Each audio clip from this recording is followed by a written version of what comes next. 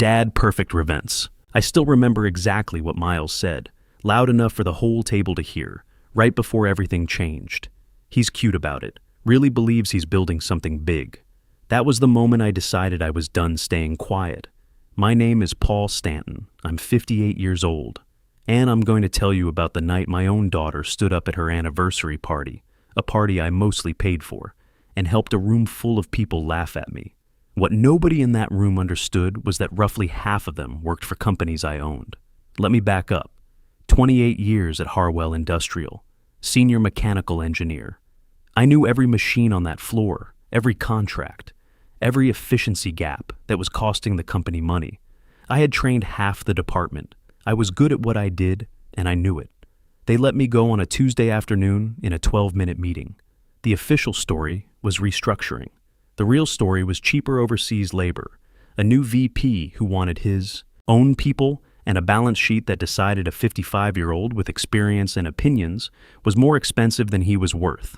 I drove home, sat in my driveway for about 20 minutes.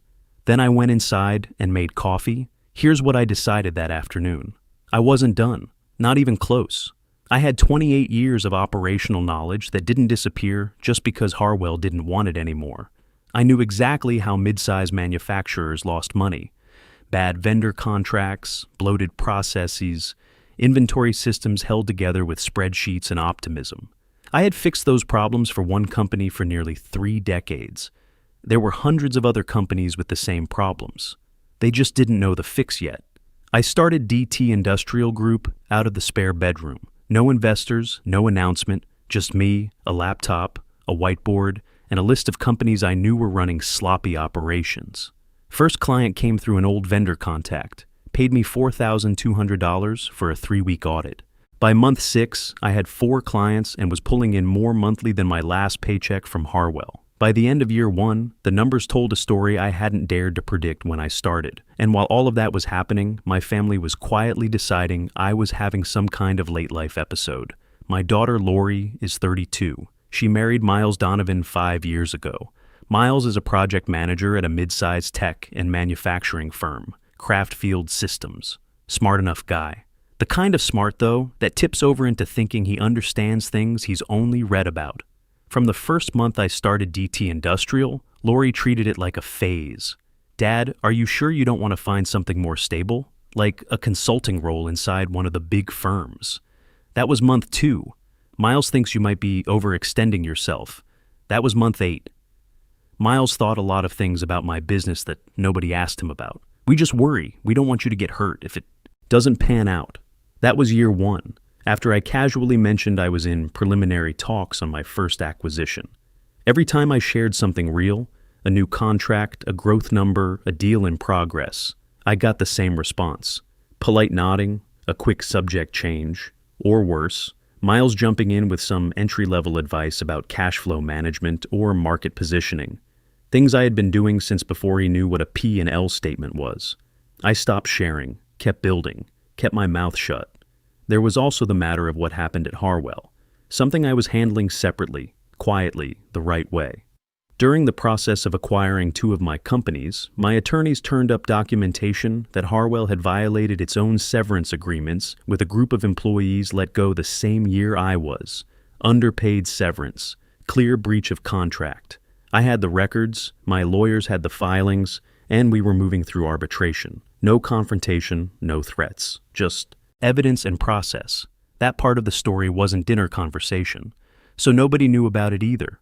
By the time Lori's 5th anniversary party rolled around, I had quietly acquired 3 companies, 140 employees on payroll, a portfolio sitting at around $15 million. DT Industrial was no longer a spare bedroom operation. It had a real office, a real team, and deals in the pipeline. Lori called me about the party 4 weeks out. She wanted help covering the venue and catering. Nice place, around 150 guests, her friends, family, and a large group of Miles's colleagues from Craftfield. I said yes without hesitating. I was her father. That's what you do. She also said, Dad, please don't bring up the business stuff tonight. Miles's boss will be there, and a lot of his colleagues. These are serious people, and I I don't want it to get weird. I told her I understood.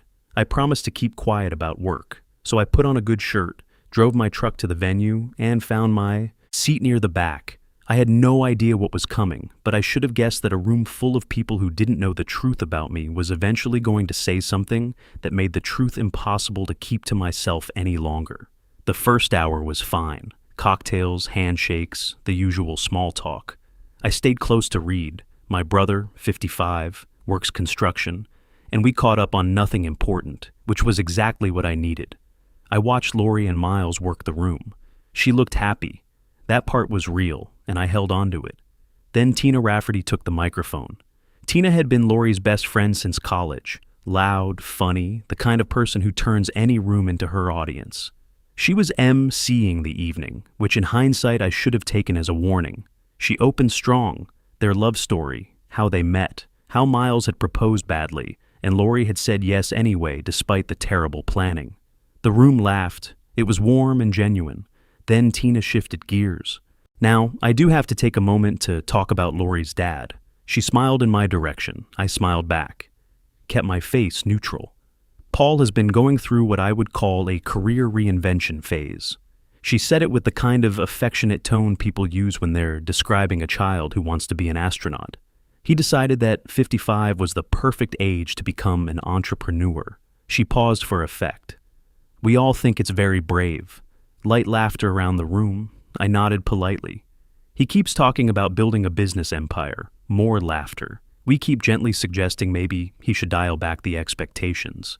But you know how stubborn dads can be. That got a bigger laugh. I looked at my water glass. Then Lori stood up. I thought, for just a second, that she was going to walk it back. That she'd say something like, "Okay, but seriously, we're proud of him." That's what you hope for when it's your own kid. Instead, she leaned into the microphone and said, "Tina's being kind, honestly. My dad has fully committed to this whole CEO persona." She smiled at the crowd. He talks about acquisitions and operational strategy like he's running Goldman Sachs. We've tried to have the realistic expectations conversation more than once, but she shrugged with a laugh. He's in his era. The room went with her. Big laugh. Miles's colleagues were particularly entertained. A few of them glanced over at me with that specific look, the polite smile people give someone who doesn't know they're the joke. I sat there, smiled, breathed. Then I excused myself and walked out to the parking lot for some air. It was quiet outside. November cold, the kind that clears your head fast. I stood by my truck for a few minutes and ran the numbers in my head the way I always do when I need to steady myself. 3 companies, 140 people on payroll, $15 million. Arbitration with Harwell moving forward. 2 deals in the pipeline. None of that had required a single person in that. Building to believe in it. I went back inside. I was heading to my table when I caught a fragment of conversation near the bar. Lori was talking to one of her bridesmaids, back half turned, not watching for me. "He's just been lost since Harwell let him go," she was saying. "The whole business thing is how he copes, gives him something to feel important about." "That's actually kind of sweet," her friend said. "I mean, sure, I just hope he's not putting real money into it. Miles says the numbers probably don't add up the way Dad thinks they do." I kept walking, didn't stop, didn't let her see my face. That one landed differently than the speech. The speech was embarrassing. That conversation was something else. It was my daughter, in private, with no audience to perform for, genuinely believing that her father was a lost man running a fantasy operation to feel relevant, not malicious, just completely, utterly wrong. I sat back down at my table. Reed looked at me. "You good?" "Yeah," I said. "I'm good." About 20 minutes later, a man I didn't recognize sat down across from me. Mid-50s, broad shoulders, the kind of calm that comes from having handled real pressure for a long time. "Mr. Stanton, I don't think we've officially met. Grant Tillman, I'm Miles's direct supervisor at Craftfield." We shook hands. He had a straightforward way about him that I appreciated immediately. "Miles mentioned you're in industrial consulting," he said. "What kind of work do you do exactly?" I almost gave the deflection answer, the one I'd been giving all night, just some operational work, nothing exciting. But I was tired of performing smallness for a room that had already decided what I was. "Operational consulting and acquisitions," I said. mid-size industrial and manufacturing companies. I identify inefficiencies, restructure operations, and in some cases acquire the company outright. Tillman nodded slowly, genuinely interested, not polite interested. How long have you been running that kind of operation? About 2.5 years, full time. And what's the name of your company? I looked at him evenly. DT Industrial Group. What happened to his face in the next 3 seconds was something I won't forget. The casual conversation expression dropped away completely. His eyes went still. Then something moved behind them. Recognition, calculation, then something close to disbelief. He set his drink down very carefully. "I'm sorry," he said, and his voice had changed register entirely. "Did you say DT Industrial Group?" "That's right." A beat of silence. "You're P. Stanton," he said. Not a question anymore. The P. Stanton who acquired Apex Manufacturing in March. "Yes." He looked across the room at Miles, then back at me. And I could see him doing the math. The silence between us lasted maybe 4 seconds. Felt longer. "Miles has been working in your company's supply chain," Tillman said quietly. Still not a question. Craftfield has a subcontracting relationship with Hartfield Systems. I acquired Hartfield in January, so yes. At a few layers removed, his work touches my portfolio. Tillman was quiet for a moment. He picked up his drink, looked at it, set it back down without taking a sip. Does he know? No. Nobody here does. And I'd like to keep it that way tonight. It's my daughter's party. He nodded slowly. His jaw was working like he was chewing on something he couldn't swallow. I watched him look around the room, at the table of Miles's colleagues who had laughed the loudest at Tina's speech, at the guy near the bar who had spent 10 minutes giving me unsolicited advice about the importance of having a realistic exit strategy before you commit capital, at Miles himself, across the room, holding a beer and telling a story to a group of people who were hanging on every word. Then Tillman looked back at me. "Mr. Stanton, with respect, I've been sitting here all evening watching people treat you like you're someone's confused uncle who took up woodworking." His voice was steady but tight. "People who work for companies you own, I'm not sure I can just let that go." "It's one night," I said. "I've had worse. That's not the point." He leaned forward slightly.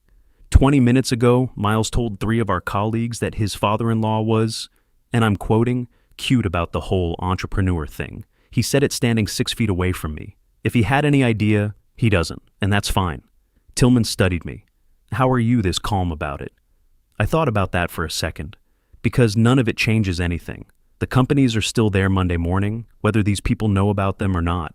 He was quiet again. Then he said, "That's either the most disciplined thing I've ever heard, or you've been sitting on this all night and you're about done." I didn't answer that one. He stood up, glanced toward the front of the room where the MC setup was, then back at me. "I'm going to say something," he said. "I'll keep it factual. No drama." I looked at him for a long moment. Thought about Lori's speech, thought about standing in the parking lot in the November cold running numbers in my head just to feel steady. Thought about Lori at the bar. He's just lost since Harwell. The whole business thing is how he copes. "Keep it short," I said. He nodded once and walked toward the front of the room. The DJ was between songs. Tillman picked up the mic from the stand near the speakers. He didn't ask for attention. He just started talking, and the room went quiet on its own, because that's what happens when someone speaks with that kind of certainty. "Excuse me, I'll only take a minute." Conversations dropped off. 150 people turned to look at him.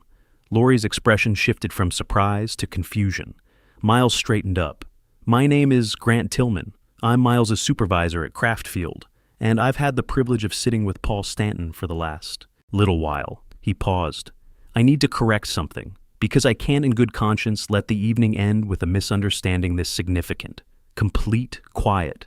Paul Stanton is the founder and CEO of DT Industrial Group. In the past 2.5 years, he has built and acquired 3 industrial companies, including Apex Manufacturing, which a number of you in this room will know by name. His current portfolio is valued at approximately $15 million.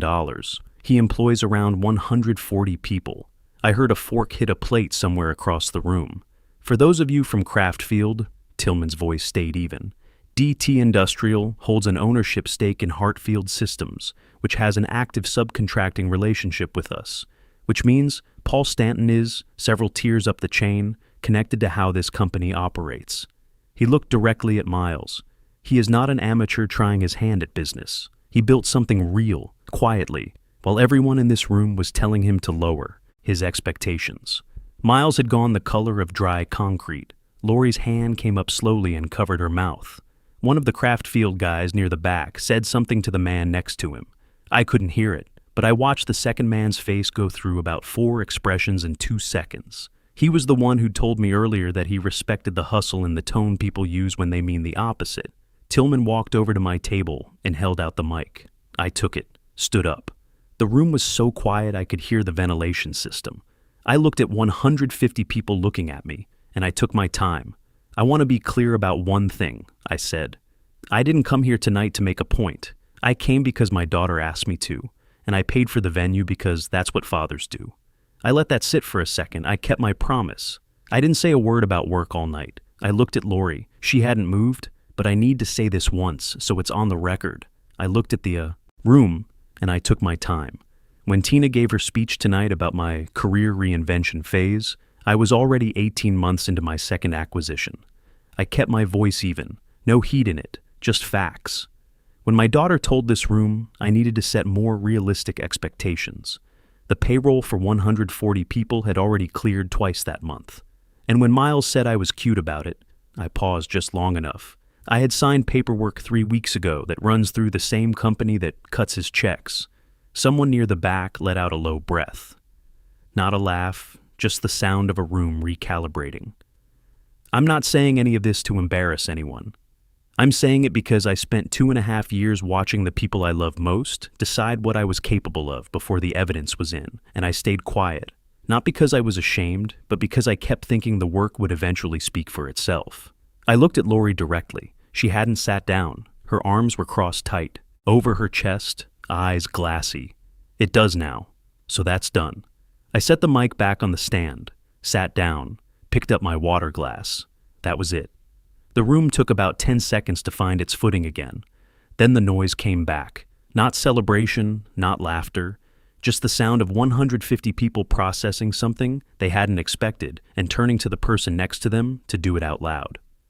The craft field guy who'd given me the exit strategy lecture was suddenly very interested in his napkin. The man who'd told me his neighbor made crafts on Etsy, and wasn't it nice that I had something to keep me busy?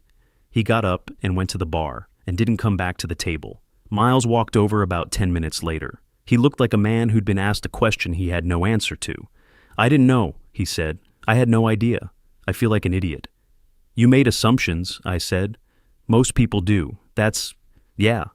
He ran a hand through his hair. I'm sorry, Paul. Genuinely. I nodded. Appreciate that. He stood there another moment like he wanted to say more, then thought better of it and went back to his table. That was the right call. Tillman stopped by before I left, shook my hand and held it an extra second. I hope that wasn't overstepping. It wasn't, I said. Thank you for having the spine to do it. He smiled at that, gave me his card, said he'd like to have a real conversation about what I was building. I told him I'd call Monday. Lori found me near the coat check at the end of the night. Her eyes were red, not the happy kind. Dad. She stopped a few feet away like she wasn't sure of her footing. I don't know what to say. You don't have to say anything tonight. I was awful to you, in front of everyone. You were wrong about the facts, I said. That's different, though it doesn't feel different, I know. She was quiet. Then, why didn't you tell me? Any of it? I looked at her. Every time I tried to share something real with you, I got a subject change or a look at Miles. After a while, you stopped trying. I kept my voice level. You told me to keep quiet about my business tonight because you didn't want it to get weird with serious people. Those serious people turned out to work for companies I own. That's not on you. You didn't know. But you made the call to protect the image before you ever asked the question. She didn't argue with that. She was sharp enough to know it was true. We'll figure this out, I said, but not tonight. Tonight was your anniversary. Let's not let this be the whole story of it. I hugged her, felt her hold on a beat longer than usual. Then I got my coat and drove home. 6 months later, things had moved. The Harwell arbitration settled in February. The documentation my attorneys had built was clean, and the other side knew it. 11 former employees received back pay on their severance violations. Nothing dramatic, no headlines, but the right outcome through the right process. That chapter closed the way I wanted it to, quietly, completely, and correctly. Miles started calling me on Sunday afternoons, not to perform, real questions about how I evaluated acquisition targets, what I looked for in an operations manager, how I thought about debt structure in a deal. He was actually sharp when he wasn't trying to look sharp. We got to something that might eventually become a real relationship. That surprised me more than anything else from that night. Reed, my brother, who spent 2 years asking why I didn't just find a stable job, started introducing me at his contractor events as my brother, who built a $15 million industrial operation from nothing at 56. I never corrected the age. Let him have the story he wanted to tell. Lori and I had 3 long conversations between January and April. Not easy ones, but honest ones. She came to my office in March, and I walked her through the whole operation. The companies, the org chart, the deals we had in the pipeline, how we made decisions. She asked good questions, real ones. That meant more to me than the party ever could have, in either direction. 3 people from the anniversary party reached out in the weeks after about consulting work. One of them turned into a real engagement. Turns out being publicly identified as the guy who built something serious while everyone assumed he was lost. That's a reputation that travels. Tillman and I met for coffee the following Monday, like I'd promised. He became one of my most reliable sounding boards over the months that followed. Some of the best professional relationships start in the strangest places. Here's what I'd tell any man my age who's in the middle of it right now. Laid off, underestimated, being told by people who love him to please be realistic. You don't need their permission. You don't need them to believe it before they see it. You don't need to announce a single thing. Build it anyway. Handle the legal stuff through lawyers and documentation, not through anger. Stay patient longer than feels reasonable. Keep your overhead modest and your focus sharp. Let the people who love you be wrong for a while, because when the proof shows up, the conversation changes. And sometimes the relationship gets more honest than it ever was before. And when someone finally says it out loud in a room full of people who didn't know, you don't have to say a word. Let someone else do that. The most powerful move a man can make at 55 isn't proving people wrong. It's making their opinion irrelevant before they even finish saying it. Nobody hands you a second act. You build it in the dark, alone, while everyone who loves you is still trying to talk you out of the first scene.